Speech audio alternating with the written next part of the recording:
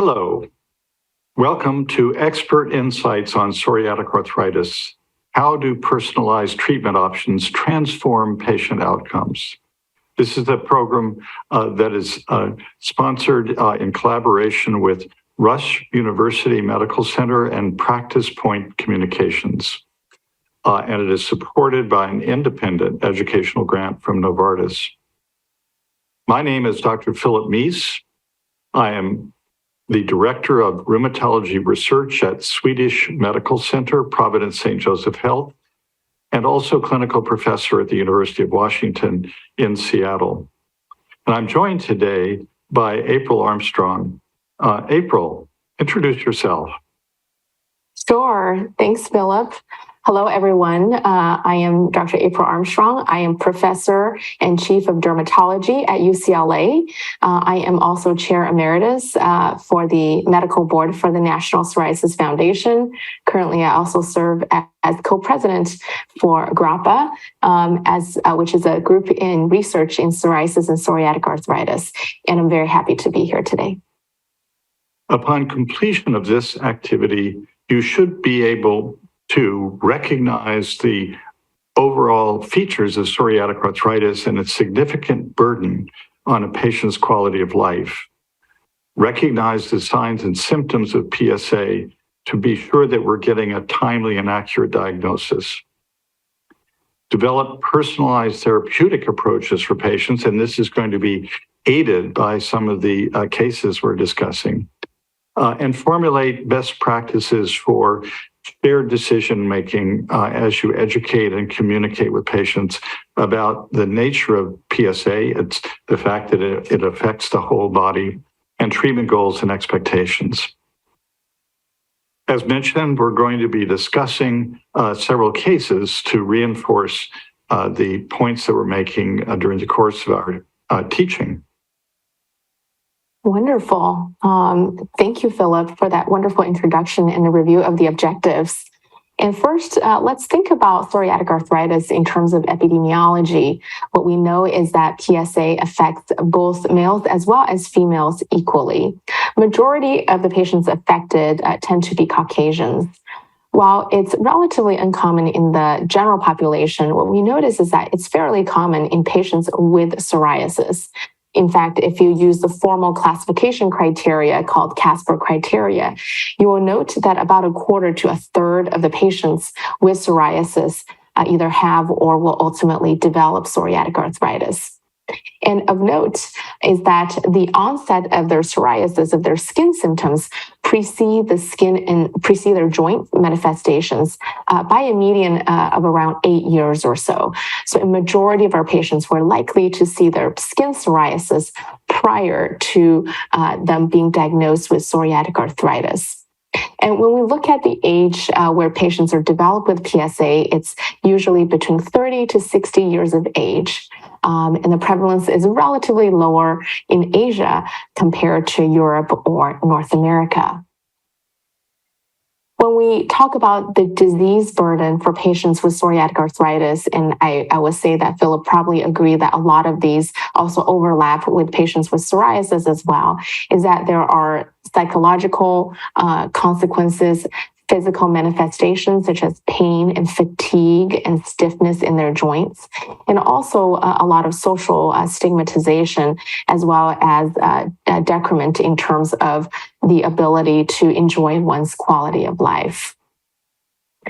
Thinking about the psoriasis psoriatic arthritis continuum that we spoke about, if we focus on the left-hand side of the slide, we think about, for example, for a typical patient where the skin and nail psoriasis may precede the joint symptoms, is that they may first manifest only in the skin-limited psoriasis, and then they also may experience a number of environmental or their inherent genetic factors.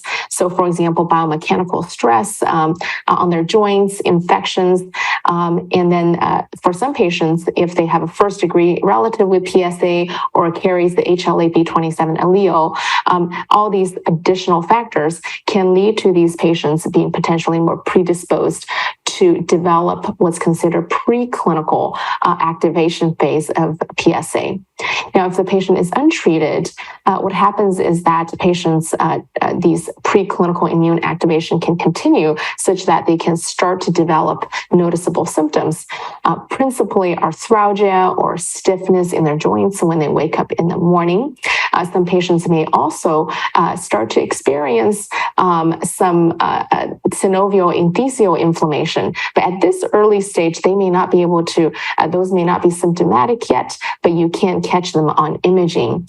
And if we look at to the right-hand side, all the way to the right is where patients manifest clinically with clinically apparent disease, and where it can be classified, for example, by the Casper criteria as having PsA. So essentially, this tells us that from diagnosis of psoriasis to diagnosis of PsA, this is actually a continuum.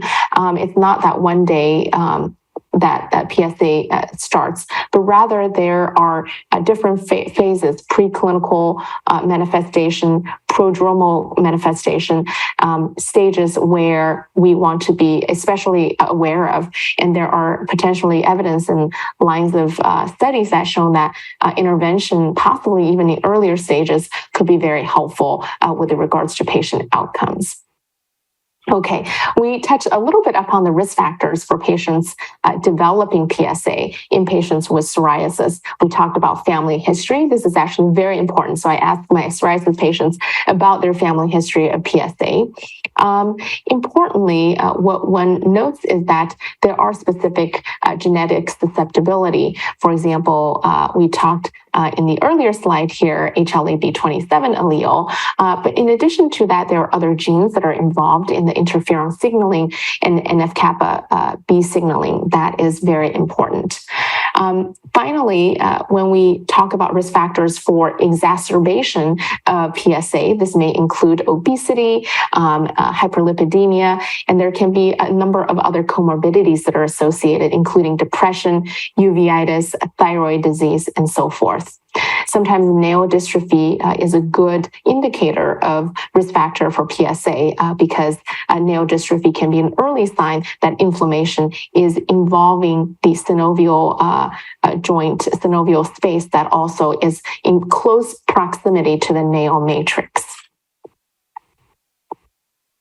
Now, there are several proposed pathogenic pathways that are activated in different subtypes of psoriatic arthritis. And I think as a field, we're still learning to elucidate these pathways. It's often considered to be a complex interplay between the genetic predisposition and the environmental influences. Now, if we look on the right-hand side, we see this diagram with a number of different phenotypes that's listed here. And I'll have you focus on the green circle that's in the middle. And so you may see patients with synovial predominant subtype. And what you'll see in that is a number of different genetic alleles that tend to be associated with that. Or you may have patients in the orange circle with the enthesial predominant symmetric disease or axial disease, and then you have different alleles that tend to be associated with that phenotype. And then finally, you have the yellow circle where you have the cutaneous predominant condition, where, as you can see, you have a different alleles that are associated with that as well. And you can also have a mixed cellular type pattern or Th1 and CD8 T cell driven pattern when we're diving into the actually cellular components. And what you'll see here on the left-hand side and right-hand side are a number of different cell types that are very important and can contribute to these different types of manifestations. So if you match the color together, for example, the orange square of the mixed cellular type that tend to be seen in the subtype of enthesial predominant symmetric and axial disease. And then if we look at the green square, those are the cell types, Th1 driven, Th1 CD8 positive cell driven tend to be more involved in the green circle of the synovial predominant. And then we have the Th17, the yellow square, those cell types really feeding into the ultimate manifestation of the cutaneous predominant type. And with that, to you, Philip. April, that was a wonderful description of the complexity at a cellular and cytokine level about the pathophysiology of the different clinical domains. We're going to get into more of the clinical aspects here, where we're showing some ways to distinguish psoriatic arthritis from rheumatoid arthritis, osteoarthritis, and what used to be called ankylosing spondylitis, but the name is changing, and the new name is axial spondyloarthritis. So to guide you through how this particular slide, there are different colors for whether or not a feature is present nearly all the time, or very common, or only occasionally, or rarely. So, for example, we see that under the designation polyarticular, rheumatoid arthritis stands out here. And even from the very beginning of rheumatoid arthritis, when it first appears in a patient, it tends to have many joints involved. It's not unusual to have 10, 12, 14 very active, tender and swollen joints. The other, now there's a lighter green for psoriatic arthritis, and this indicates that about half of the patients with psoriatic arthritis will, for a period of time, present in what's called an oligoarticular fashion. And that means less than 5 joints being involved. So it might be a knee on the left-hand side and an ankle on the right-hand side, and maybe a couple of metacarpal joints in the left hand, and that's it. And sometimes we can even see monoarticular presentation. In patients with axial spondyloarthritis on the far right, it's pretty uncommon to have much in the way of peripheral arthritis, and so that's why those colors are different for axial spondyloarthritis. Another feature is distal interphalangeal joint involvement, which is pretty common in psoriatic arthritis, but not at all in rheumatoid arthritis. So if we see, that's the purple color, if we see a patient with DIP involvement that feels juicy and it's not a hard Heberden node like we see in osteoarthritis, then that's very characteristic of PsA. And as you pointed out earlier, April, look for nail disease to be associated with that. We can also see involvement of the spine in PsA, about 40 to 50% of patients. We don't see this in rheumatoid arthritis, but we definitely do in axial spondyloarthritis by definition, and then frequently, relatively frequently in osteoarthritis. Dactylitis and enthesitis, these are interesting phenomena. Dactylitis is where the whole digit, all the finger or the whole toe will become inflamed. And if you do MRI scanning, you'll see that there's inflammatory light up in the bone, the tendons and entheses, the joints. So every tissue compartment in the digit is involved. And if present, that tends to be a marker of more severe disease all over, worse skin disease, worse joint disease, worse quality of life. Everything is worse in that patient. And similarly with enthesitis, and we're going to learn more about enthesitis later on with one of our cases, but this is fairly unique in psoriatic arthritis and axial spondyloarthritis. It's wherever a tendon or ligament inserts into bone, there tends to be an inflammatory infiltrate at those sites of microtrauma, like the Achilles tendon insertion or the plantar fascia. And this can be a particularly disabling feature and may take more time and more drug to make a difference. Whereas articular tissue and skin is well vascularized, enthesial tissue is not. We see psoriasis and PsA, no more than the regular population in RA or OA, and then a little bit more frequently, but not as much as in psoriatic arthritis and axial spondyloarthritis. You've already mentioned the nail dystrophy. In terms of labs, that we're in a relative desert with psoriatic arthritis. We don't have a biomarker like a rheumatoid factor or CCP antibody to help make the diagnosis. Rheumatoid factor may be present in 4 or 5%, which can be confusing sometimes. CCP can be present in 8% of patients, whereas those are very frequent in rheumatoid arthritis. Also, we don't tend to see much in the way of elevation of SED rate or CRP, inflammatory markers. And how frustrating is it if there's a primary care doc who gets a SED rate or CRP that's normal and a rheumatoid factor that's negative, and they say you don't have any condition that a rheumatologist can help you with? Untrue. We really need to see those patients that have that don't show positive blood test. B27 is something that can be checked and may be associated with axial presentation and seen in about 85% of axial SPA patients and only about 20%, 15 to 20% of most psoriatic arthritis patients. We can definitely see joint damage progressively, and that's what we're trying to prevent with our therapies. We also can see osteoproliferation, meaning new bone formation, which is sort of a paradox when you think about joint erosions on the one hand, but osteoproliferation or ankylosis on the other. And then consistent with the spine involvement, you can see evidence of sacroiliac inflammation or structural damage in PsA, like you can in axial spondyloarthritis, but not in rheumatoid arthritis or osteoarthritis. Now, there are a number of comorbidities that we need to think about when we're caring for our patients. One of the most prominent ones is cardiovascular disease. There's a genetic predisposition that patients have to having atherosclerosis, as well as other issues that contribute to cardiovascular disease, including what we call the metabolic syndrome, where you can have hyperlipidemia and obesity along with hypertension, all leading to worse cardiovascular outcomes. There's a tendency for patients to be on the heavy side or frankly obese. And one of the modifiable risk factors for the disease is to lose weight. We may see fewer patients evolving into having psoriatic arthritis if they are not obese. And we've seen several studies that show that if you lose weight, that you can have better outcomes when you're treating the disease. Obese patients may have fatty liver disease.